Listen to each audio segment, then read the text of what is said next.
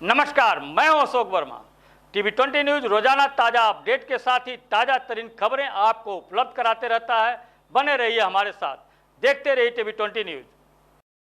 रामपुर में किसान यूनियन की पंचायत बिलासपुर गेट स्थित कार्यालय पर संपन्न हुई। राष्ट्रीय महासचिव उस्मान अली पाशा ने पंचायत में बोलते हुए कहा, वन विभाग पूरी तरह हठधर्मिता दिखाते हुए नियमानुसार चल रही प्लाईवुड फैक्ट्री बंद करा रहा है।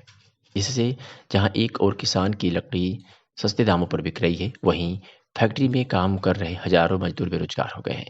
उन्होंने चेतावनी दी, यदि वन विभाग ने अपनी हठधर्मिता नहीं छोड़ी तो किसान यूनियन विभाग के खिलाफ मोर्चा खोलेगी और अपनी लकड़ी विभाग के कार्यालय के सामने ढेर लगा देगी। उन्होंने आगे कहा, नगरपालिका परिषद मिलक की जमीन पर अस्पताल के सामने भूमाफियाओं ने अवैध कब्जे कर पक्की दुकानें बना ली है, लेकिन अधिशासी अधिकारी नगरपालिका परिषद मिलक उस जमीन को कब्जा मुक्त नहीं करा रहे हैं और नगरपालिका परिषद मिलक जबरदस्ती किसानों की भूमि से नाला निकालकर पक्का निर्माण करना चाहती हैं, जिसको किसान यूनियन किसी हाल में नहीं होने देगी। अगर जल्दी ही नगरपालिका ने नाला बंद नहीं किया और किसानों की जमीन उनके सुपुर्द नहीं की तो किसान यूनियन नगरपालिका के खिलाफ आर पार की लड़ाई लड़ेगी। जी, क्या मामला है?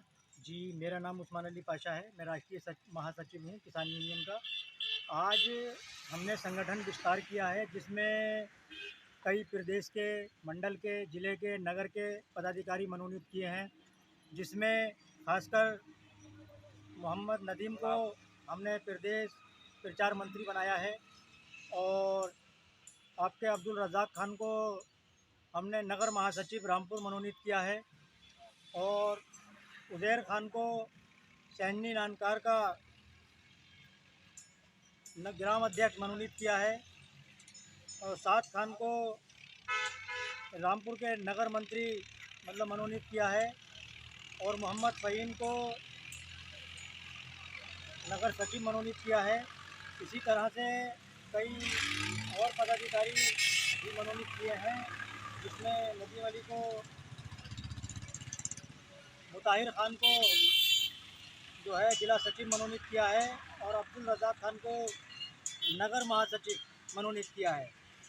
क्योंकि हमें बहुत खुशी है इस बात की कि संगठन में जो किसान यूनियन का संगठन है, सबसे ज़्यादा युवा हमारे साथ जुड़ रहे हैं। जितने भी किसान संगठन रामपुर में काम कर रहे हैं और हम जानते हैं कि देश का भविष्य जो है युवाओं के हाथों में है और युवा जिस और मुड़ता है उस ओर क्रांति आती है।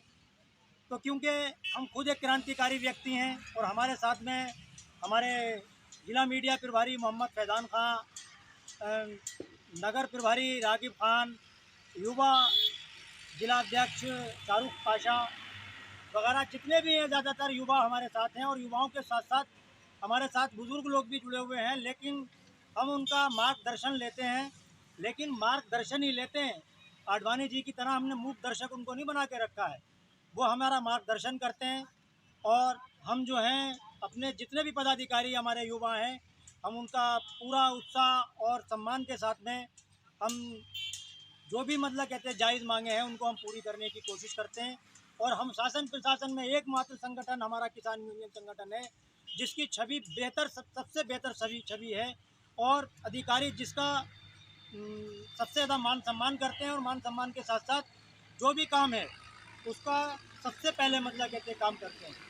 तो मैं युवाओं को ज़्यादा से ज़्यादा कोशिश करता हूँ कि जोड़े जाएं। और अब लोग पूछते होंगे कि शायद हम जब युवाओं को जोड़ेंगे तो नौजवान को बुजुर्ग क्या करेंगे। तो बुजुर्ग भाई चाय पियेंगे, अखबार पढ़ेंगे, उनका मान सम्मान करना चाहिए या उनसे इस उम्र में काम लिया जाएगा।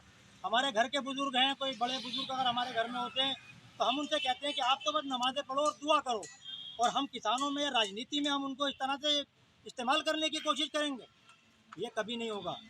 हम उनका मान सम्मान करेंगे, उनका जो मार्गदर्शन है हम वो अपने लेंगे, जो उनकी सलाह है वो लेंगे, लेकिन हम जो काम है ज़्यादा से ज़्यादा युवा करेंगे।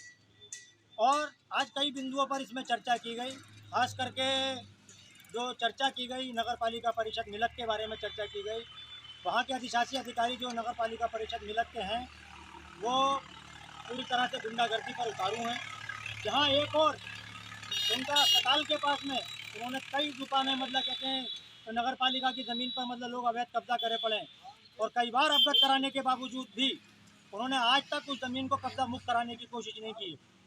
और दूसरा, नगर पालिका परिषद जो है कि नाला चला रही है जो उन लोगों की निजी संपत्ति है, उस निजी संपत्ति में नाला क्यों चला रही है।